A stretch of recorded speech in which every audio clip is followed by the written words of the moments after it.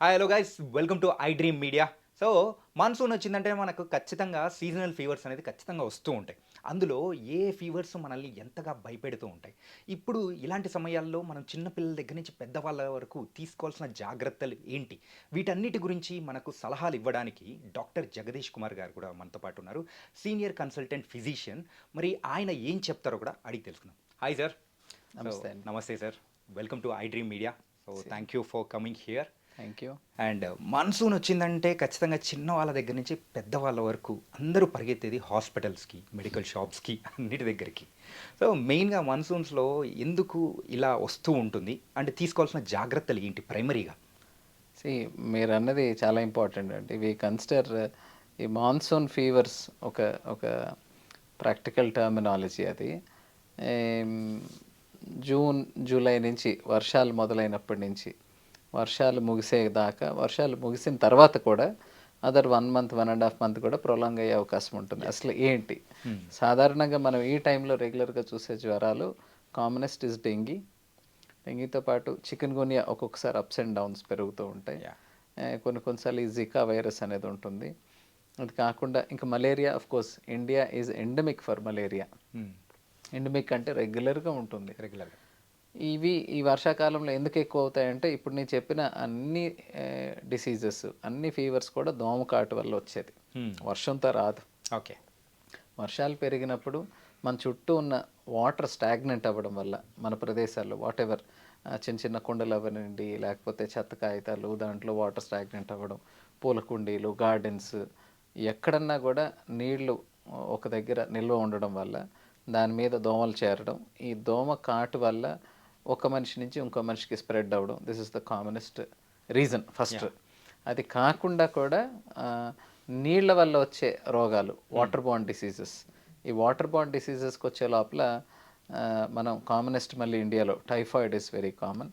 అది కాకుండా all viral gastroenteral illness అంటే నోరో వైరస్ అని, రోటో వైరస్ అని చాలా ఉంటాయి.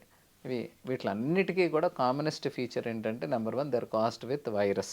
Okay. Except typhoid and malaria, మిగతావన్నీ కూడా వైరస్ వల్ల వ్యాప్తి చెందుతూ ఉంటాయి. ఈ వైరస్ వల్ల వచ్చే వాటికి ఇంచుమించు సిమ్టమ్స్ అన్నిటికీ ఒకటే ఉంటాయి.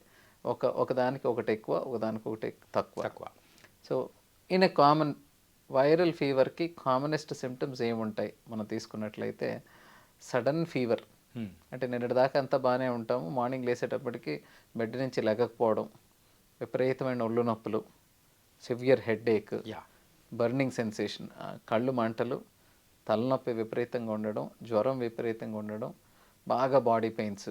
ఈ 4 సిమ్టమ్స్ కామన్. వీటితో పాటు చాలామందికి లూజ్ మోషన్స్ సడన్గా 4-5 టైమ్స్, ఒకసారి 8-10 టైమ్స్ అవ్వడం, అండ్ వామిటింగ్స్. సో ఈ 6 symptoms are very common in all viral fevers. డెంగ్యూలో అలాంటివి ఉంటాయి, చికెన్ గున్యా అంతే ఉంటుంది. సో అయితే డిఫరెన్సియేషన్, ఒక్కొక్క వైరస్కి కొన్ని సిమ్టమ్స్ ఎక్కువ ఉంటాయి, ఒక్కొక్క వైరస్కి కొన్ని సిమ్టమ్స్ తక్కువ ఉంటాయి. సో డెంగ్యూ తీసుకుంటే మనకి తలనొప్పి, లో బ్యాక్ ఏక్, నడుము నొప్పి, జ్వరంతో పాటు ఒళ్ళు నొప్పులతో పాటు తలనొప్పి చాలా విపరీతంగా ఉండడం, అండ్ లో బ్యాక్ ఏక్ చాలా ఎక్కువ ఉండడం జరుగుతుంది. ఓకే. చికెన్ గున్యా తీసుకుంటే సేమ్ ఇవే సిమ్టమ్స్తో మీకు ప్రిడామినెంట్ జాయింట్ పెయిన్స్ అంటారు. అంటే ఈరోజు జ్వరం మొదలైతే ఆ పక్క రోజుకో మీకు ఎక్కడెక్కడ కీళ్ళు ఉన్నాయో విపరీతమైన కీళ్ళు నొప్పులు. So your symptoms itself will be giving some hints. So ఇవి కామనెస్ట్ సిమ్టమ్స్ ఈ సీజన్లో for the dengue and chikungunya. Dengue కానీ చికెన్ గున్యా. ఇప్పుడు జికా వైరస్ వస్తే కూడా మళ్ళీ ఇవే సిమ్టమ్స్ ఉంటాయి. కొన్నిటిలో హెడ్ ఏక్స్ ఎక్కువ ఉంటాయి, కొన్నిటిలో హెడ్ ఏక్స్ తక్కువ ఉంటాయి. బట్ అన్నిటినీ ఒక కోవ కింద ఎందుకు పెట్టాను అంటే all these are caused by mosquito. Okay. And all these are predominantly spiked up. అంటే సంవత్సరం మొత్తం మీద ఎప్పుడన్నా రావచ్చు, ఎక్కువ 80-90% వరకు వచ్చే అవకాశాలు ఈ 4 నెలలు, జూన్ నుంచి అక్టోబర్, నవంబర్లో ఎక్కువ. ఎందుకు? Because of there is a huge rains everywhere and water స్లాగింగ్.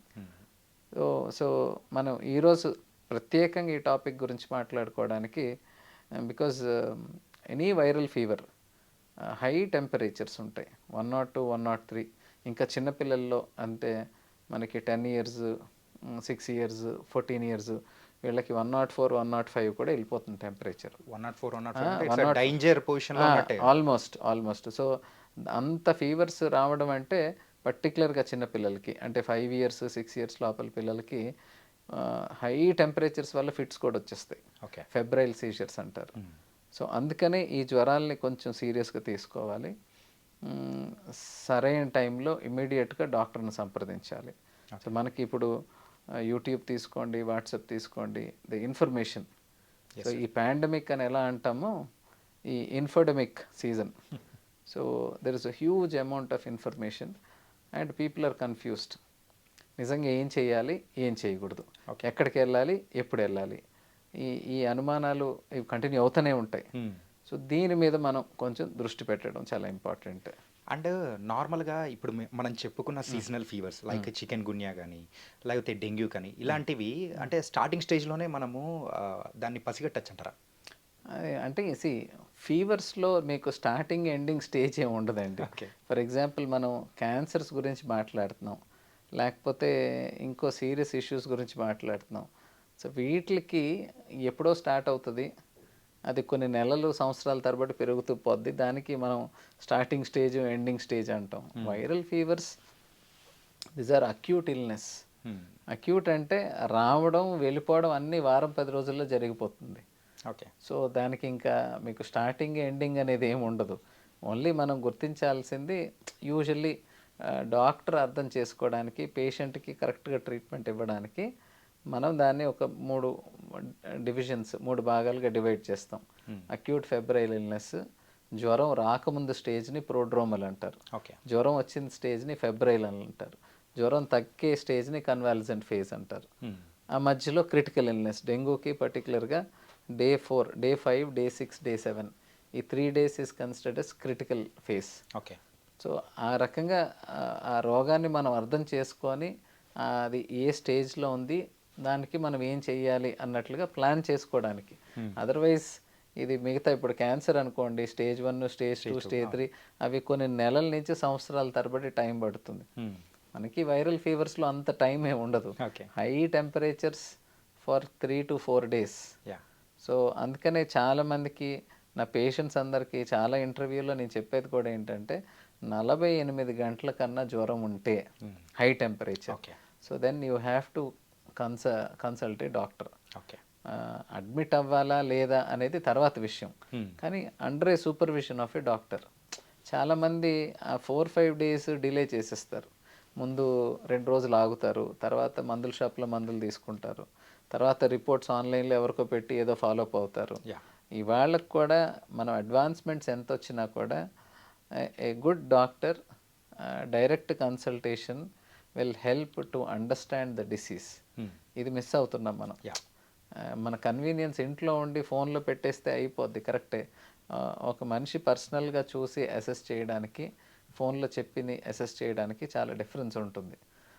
Convenience at the cost of losing health, అది ఇట్స్ నాట్ రైట్ థింగ్. అంటే 100లో 90% కేసెస్కి హాస్పిటల్ అడ్మిషన్ అవసరం ఉండదు. ఓకే. అంటే మీకు ఎంత హై టెంపరేచర్ ఉన్నా, ఫర్ ఎగ్జాంపుల్ 103, 104 ఫీవర్ ఉన్నా కూడా 2-3 రోజులు ఫస్ట్ ట్రీట్మెంట్ అంటే వైరల్ ఫీవర్స్ అన్నిటికీ మోస్ట్ ఇంపార్టెంట్ ట్రీట్మెంట్ ఏంటి? Rest. Next important is hydration, అంటే సరైనంత నీళ్లు, లిక్విడ్ డైట్ వెళ్ళాలి. అది వాటర్ అవ్వ ఉండొచ్చు, ఓఆర్ఎస్ అయి ఉండొచ్చు, కోకోనట్ వాటర్ అయి ఉండొచ్చు, ఏదన్నా కూడా minimum 2.5 to 3 litre water should get in to the body. Number 3 is paracetamol. ఈ పారాసెటమాల్కి మనం ఎవరు పర్మిషన్ అడగాల్సిన అవసరం లేదు, సైడ్ ఎఫెక్ట్లు ఏముంటాయని కంగారు పడాల్సిన అవసరం లేదు. ఈ 3 ముఖ్యంగా ఫాలో అవ్వాలి. ఈ 3 ఫాలో అయినా 48 గంటలకు కూడా, అంటే వెరీ అన్లైక్లీ, చాలామందికి at least 50 to 70% of the people 3rd డేకి ఫీవర్ కొంచెం తగ్గుముఖం పడుతుంది. కొంతమందికి 3 నుంచి 4 రోజులు, 3వ రోజు కూడా జ్వరం తగ్గట్లేదు, మనం వెయిట్ చేయకూడదు. Okay. Immediately you have to meet a doctor. డాక్టర్ని సంప్రదించి, ఎందుకంటే ఇక్కడ 2 పనులు మనం కరెక్ట్ చేయట్లేదు. First of all we are not reaching out to the right doctor. Reaching out to the doctor అనేది లేదు, మరి రైట్ డాక్టర్ ఎక్కడి నుంచి వస్తుంది? And other important point is డాక్టర్ని కలిస్తే ఎందుకు, మనకు తెలుసు కదా ట్రీట్మెంట్, ఆయనకి ఎందుకు ఫీజు ఇవ్వాలి అని చెప్పి టెస్టులు చేయించేస్తున్నారు చాలామంది. ఎలాగో ఆయన దగ్గరికి వెళ్తే అవే టెస్టులు రాస్తారు. సో ఇది అదర్ బిగ్గెస్ట్ డ్రాబ్యాక్. ఈ ఫీవర్ ప్రొఫైల్స్ అనేవి అందరు ప్రమోట్ చేస్తున్నారు. It's not good. ఓకే. ఎందుకు అంటే ప్రతి డిసీజ్కి టెస్టులు డిఫరెంట్. ఏ డిసీజ్కి ఏ టెస్ట్ చేయాలి అనేది మీ డాక్టర్ మీరు సంప్రదించిన తర్వాత మిమ్మల్ని అసెస్ చేసి మీకున్న సిమ్టమాలజీ బట్టి వాళ్ళు చెప్తారు. నెంబర్ 1. అన్ని టెస్టులు కలిపేస్తే ఒక ప్యాకేజ్ ఉంటుంది, అది చేంజ్ చేసుకుంటే ఫీవర్ ప్రొఫైల్ అంటారు. ఈ ఫీవర్ ప్రొఫైల్ అనేది కూడా as a physician, as a doctor who's expert in fevers, I don't recommend.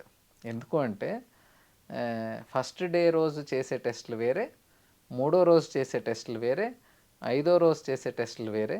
ఎందుకంటే ఈ ఫీవర్ ప్రొఫైల్లో 8వ 10వ టెస్టులు ఉంటే మొదటి రోజు నాకు అన్నీ అవసరం లేదు, 3వ రోజు అన్నీ అవసరం లేదు, 5వ రోజు అన్నీ. సో మన ప్రొఫైల్ అనగానే అన్నీ వచ్చేస్తున్నాయి అనే ఉద్దేశంతో చేసుకుంటున్నారు, కానీ అన్నీ వేస్ట్ అవుతున్నాయి అనేది ఎవరు ఆలోచించట్లేదు.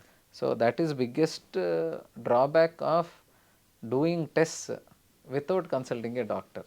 ఓకే. సో నా పేషెంట్స్ అందరికీ చెప్తాను, ఇప్పుడు టెస్టులు కూడా కొన్ని తక్కువ వస్తున్నాయి, అవే ఎక్స్పెన్సివ్. హైదరాబాద్లో average a good physician consultation is around 600. Right. Average 500 to 600. 600 rupees doctor కన్సల్టేషన్కి వెనకాడుతున్నారు. 10,000 12,000 టెస్టులు చేయించుకుంటున్నారు. మీరు చేసే 10,000 టెస్టుల్లో కనీసం 8,000 రూపాయలు వేస్ట్. ఓకే. సింపుల్. సో డెంగ్యూలో 3 టెస్టులు ఉన్నాయండి. డెంగ్యూ NS1 అంటారు, antibody test IgM and IgG. IgM and IgG are usually not useful before 4 days. Okay. We do it after 5 days of fever. First day ఫీవర్కి వెళ్ళి నువ్వు IgM చేయించుకుంటున్నావు ఎందుకు? దానివల్ల రిజల్ట్స్ కూడా అంటే ఇట్స్ నాట్ నీడెడ్. IgM బాడీలోని పలానా యాంటీబాడీ తయారవ్వాలంటే ఇన్ని రోజులు జ్వరం తర్వాత వస్తుంది. ఓకే. అర్థమైంది కదా? అర్థమైంది. The same way there is not even 1 single person without typhoid test. అది వైడాల్ అంటారు. ఈ వైడాల్ టెస్ట్ మేము ఎవరికి చేయము. Almost any good doctor with logical knowledge stopped writing Widal from almost 10-12 years. మాకు తెలుసు, మేము పీజీలు 15 ఏళ్ల క్రితం మేము పీజీ చేసే టైంలోనే వైడాల్ మేము రాయము. ఇప్పటికీ వైడాల్ రాస్తున్నారు. అవును. Again that is waste. So ఈ రకంగా చెప్పుకుంటూ పోతే మీరు చేసే ఫీవర్ ప్రొఫైల్లో 80% టెస్టులు ఉపయోగం లేదు. Okay. So this is very very important. అంటే హైదరాబాద్లో ఇంచుమించు ఒక 20,000 పేషెంట్స్ ఉన్నారనుకోండి. 20,000 మంది మీకు ఒక 10,000 ఖర్చు పెడితే ఎంత? How much it is coming to 2 crores. 2 crores. So huge this amount. is Huge 2 amount. crores.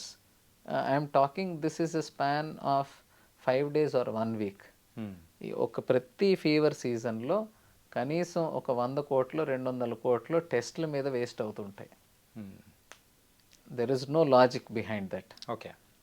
So ఇప్పుడు హెల్త్ కేర్ ఏమైపోయింది అంటే your panicky mode is my business. Right.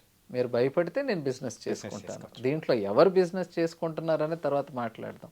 Is it doctor, is it diagnostic centre, is it someone?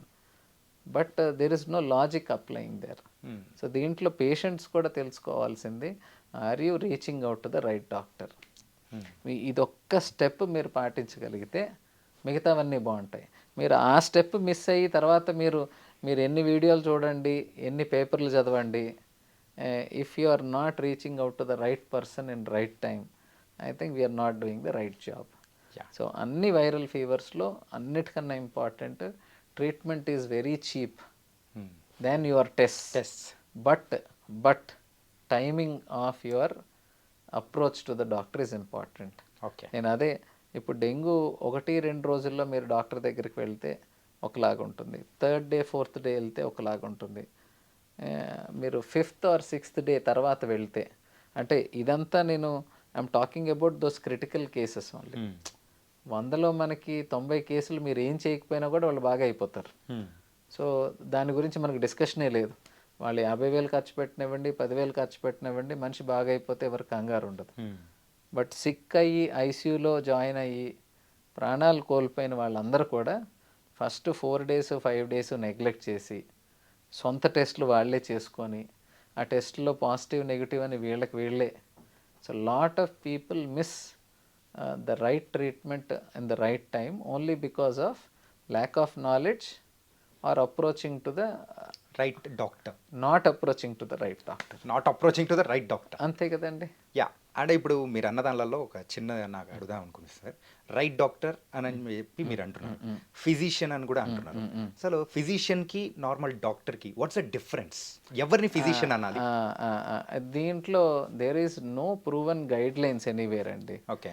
But వ్యవహారిక భాషలో అంటే మీరు definition ప్రకారం English literature ప్రకారం మాట్లాడితే వైద్య వృత్తిలో ఉండి పేషెంట్కి చెప్పే సిమ్టమ్స్ బట్టి డయాగ్నోసిస్కి రాగలిగిన డాక్టర్ అంటే physicians are persons who diagnose a case but don't do any procedures. Okay. అంటే సర్జరీలు చేయకుండా డయాగ్నోసిస్ చేసే వాళ్ళని ఫిజిషియన్స్ అంటారు. ఇది by in a broader terminology. Okay. Otherwise అంటే మా దాంట్లో ఇంటర్నల్ మెడిసిన్ స్పెషలిస్ట్ని ఎంబీబీఎస్ అయిపోయిన తర్వాత MD or DNB, this is qualified speciality PG. Internal medicine PG చేస్తేనే ఇంటర్నల్ మెడిసిన్, కానీ ఇండియాలో జనరల్ మెడిసిన్ అంటారు. General medicine 3 years PG course చేసిన వాళ్ళని ఫిజిషియన్ అంటారు. ఓకే. కానీ బయట టర్మినాలజీ ఎట్లా అయిపోయిందంటే physician is the most corrupted word. Corrupted అంటారా, పొల్యూటెడ్ అంటారా, ఎవరన్నా వాడేసుకోవచ్చు. ఓకే. సో ఈ కన్ఫ్యూషన్ పాపం పబ్లిక్ డాక్టర్ అంతే, it's a respect. Next physician అంటే యా నేను ఫిజిషియన్ దగ్గరికి వెళ్తున్నాను. బట్ హైదరాబాద్లో అంటే being the capital of a state with all the infrastructure, with all the educated people, మన దగ్గర అందరూ ఫిజిషియన్ దగ్గర వెళ్తున్నాం అనుకునే వాళ్ళల్లో 80% ఫిజిషియన్ దగ్గరికి వెళ్ళట్లేదు. 80%. 80 ఆర్ మోర్ దెన్ దట్. దీన్ని ఎవరు ఆపగలరు అంటే it is only your awareness. Government can tell that ego వీళ్ళు అని, అంటిల్ అండ్ అన్లెస్ చాలా స్ట్రిక్ట్ రూల్స్ వచ్చి. ఎందుకంటే హైదరాబాద్లో ఈరోజు ఎంతమంది ఫేక్ డాక్టర్స్ ఉన్నారు అనేది రీసెంట్గా తెలంగాణ మెడికల్ కౌన్సిల్ వాళ్ళు రైడింగ్స్ చేస్తేనే బయటపడ్డాయి. Okay. Yeah. So if that is the scenario, ఇంకా నేను చెప్పేది ఎంబీబీఎస్ అయిపోయి సరైన క్వాలిఫికేషన్ లేకుండా అండర్ క్వాలిఫైడ్ అయ్యి ఉండి, లేకపోతే fake qualifications, they are projecting themselves as internal medicine specialist. So that is problem. Internal medicine is backbone of any hospital or any health care. Okay. So మీరు internal medicine doctor speciality దగ్గరికి వెళ్తేనే వాళ్ళు మీకు మొత్తం మీద అవగాహన ఉంటుంది. So మీ ఫీవర్స్ని evaluate చేయడం కానీ అది చాలా ఇంపార్టెంట్. సో ఎవ్రీ పబ్లిక్ అందరికీ ఫిజిషియన్ అంటే వాళ్ళ ఉద్దేశం అదే, మేము ఒక స్పెషలిస్ట్ డాక్టర్ దగ్గరికి వెళ్తున్నాము అని. దాన్ని ఎలా ప్రచురించబడిందంటే జనరల్ డాక్టర్. సో ఎంబీబీఎస్ వాళ్ళు జనరల్, ఇంకా మిగతా ఆల్టర్నేటివ్ స్పెషాలిటీ మెడికల్ బ్రాంచెస్ అందరు కూడా general. They have corrupted completely. అది చాలా ఇంపార్టెంట్ అండి. Yeah, thank you so much Jagadish గారు. ఏంటంటే సీజనల్ ఫీవర్స్ గురించి కానీ అండ్ పెద్దవాళ్ళకు మనం తీసుకోవాల్సిన కేర్ కానీ, అసలు వాళ్ళ గురించి కేర్ తీసుకోకపోతే మనం ఎంతగా ఎఫెక్ట్ అవుతాం అనేది కూడా చాలా చక్కగా చెప్పారు. Thank you for coming here. Thank you.